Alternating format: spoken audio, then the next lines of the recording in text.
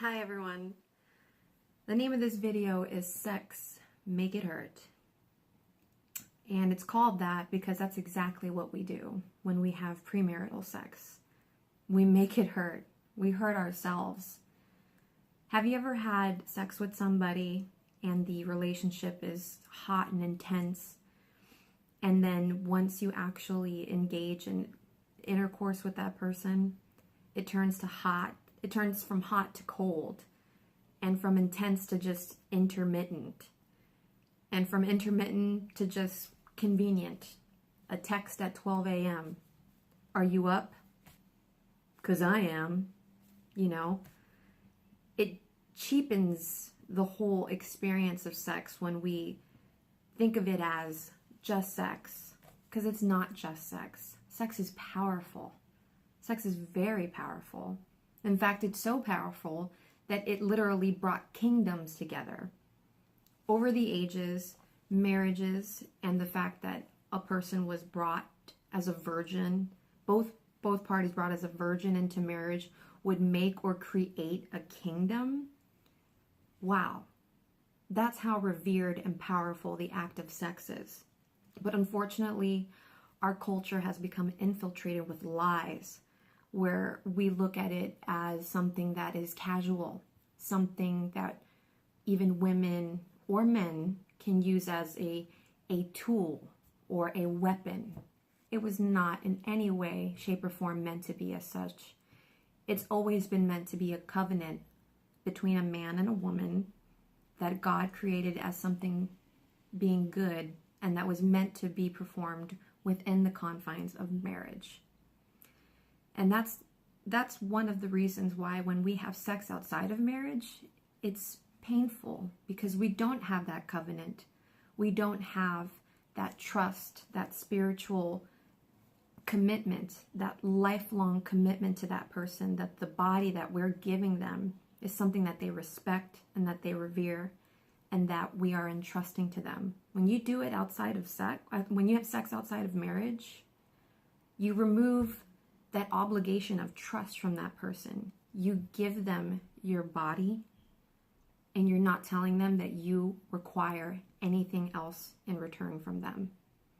And you deserve a lot more than that. And God knows that too, which is why He intended for marriage to be the confine of sex. And I do want to also bring up a verse that tells us about sex. 1 Corinthians 6:18-20 says, "Flee from sexual immorality. Every other sin a person commits is outside the body, but the sexually immoral person sins against his own body." We all know that the wages of sin are death. We all know that sin brings pain and hurt and shame into our life. But the one thing that's unique about sexual sin is that it is a sin that we commit onto ourselves. We can lie to other people, we can steal from other people, we can murder other people. But when we have sex before marriage, we are sinning against our own bodies.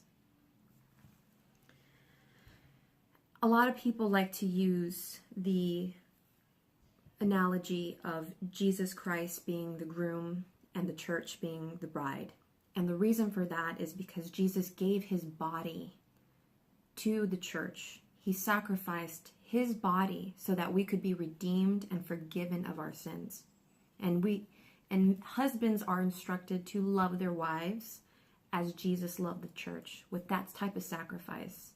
And sex is an example of that physical sacrifice that Jesus gave us. When we get married, our husbands and our wives give each other the sacrifice of their bodies. Luckily, it's a good sacrifice and it feels nice. But nonetheless, it's us giving up our body to our spouse. Another thing that we don't realize is that when we have sex, there are biological, neurological, psychological, and spiritual and physical things that happen all at once, which is why it's so powerful. When we have sex, we have endorphins that are released. Oxytocin is released in our brain, and oxytocin when it's released, tends to give us that love feeling. We end up feeling neurologically and psychologically connected to the person to whom we've given our body to, because we were built that way. God made us. When we initiate that type of response in our bodies to a person who has not entered a covenant with us, to a person who has not committed to honor us, to be in a lifelong relationship with us, we're giving them so much more than they ever deserve. You deserve a lot more than 5, 10, 30 seconds of pleasure. You deserve so much more than that.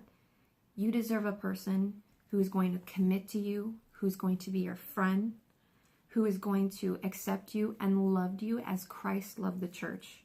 And that is the person that you should give your body to. And that is the person that sex will be the absolute best with. Thanks. And stay tuned for some more videos, because we'll be talking about more sex.